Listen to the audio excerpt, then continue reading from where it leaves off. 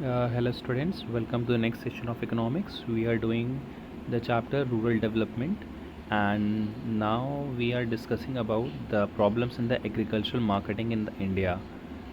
So here we'll discuss about the major problems faced by the Indian government in the development of the agricultural markets and what government did for the betterment of these markets, for the setup of these markets we have discussed in the previous session. So, in the present system of agriculture marketing suffers from a number of defects in spite of the measures taken by the government to improve the marketing system. So, what are these problems? The very first problem is predominance of private traders. Dominance means कि किसका अधिकार क्षेत्र है या लोग किसका ज़्यादा दबाव है इस क्षेत्र के अंदर, जो ज़्यादा इन्फ्लुएंसर हैं उस एरिया के अंदर। तो जो प्राइवेट ट्रेडर्स हैं उनका ज़्यादा इन्फ्लुएंस है एग्रीकल्चर मार्केट के अंदर। Okay, so the private trade by money lenders, rural political elites, big merchants and rich farmers predominates agricultural markets. Need for government intervention is imminent when a large share of agricultural products is handled by the private sector. So when these markets are holded by the private traders, so they are giving the price as per their comfort. They will always try to do their more profit. They will not think much about the farmers, or they will not think much about the poor people of the villagers who are coming with their agri products in the market. They will think about their more margin and more profit.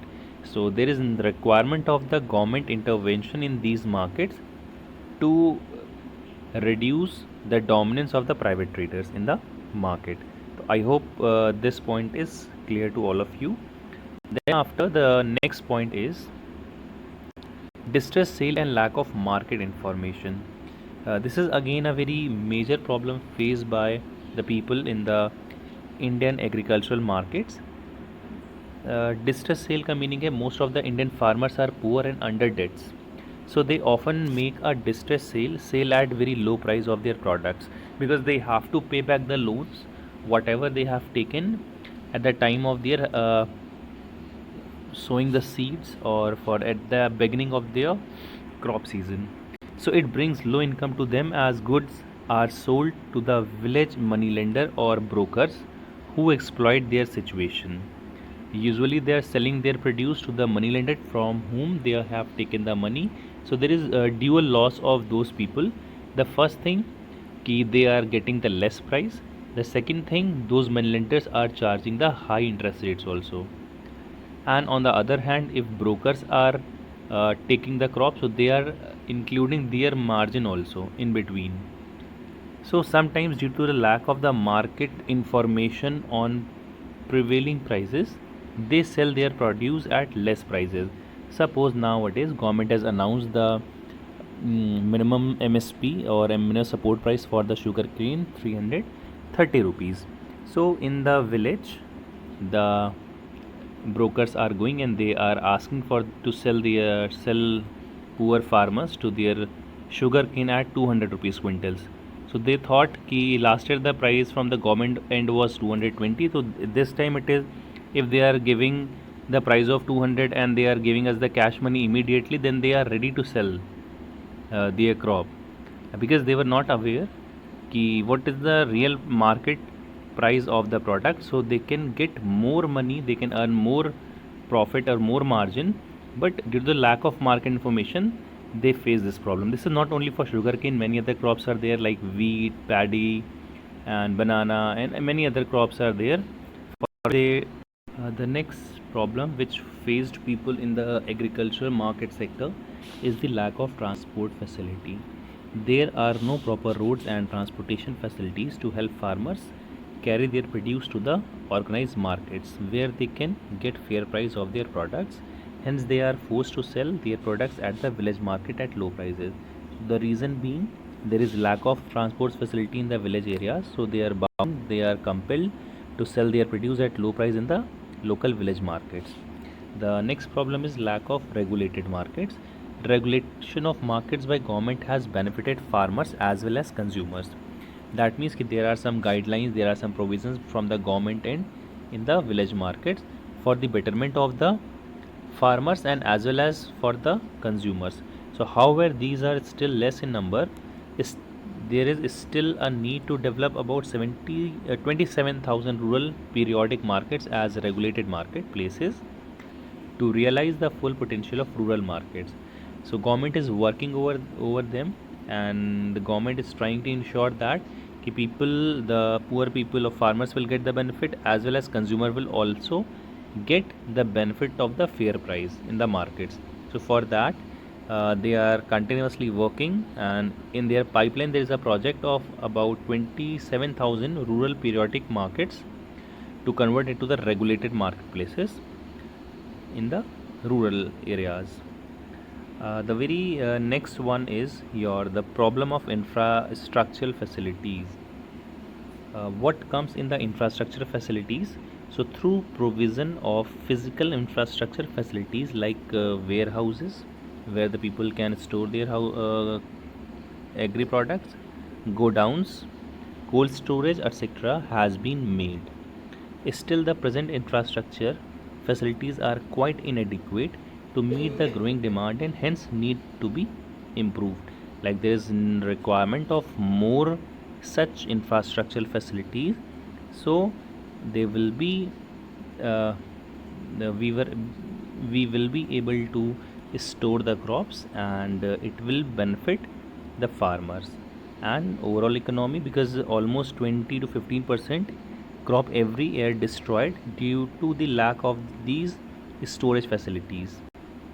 The next and last point is long change of intermediaries. Very important, and it is one of the major problems which comes in these markets.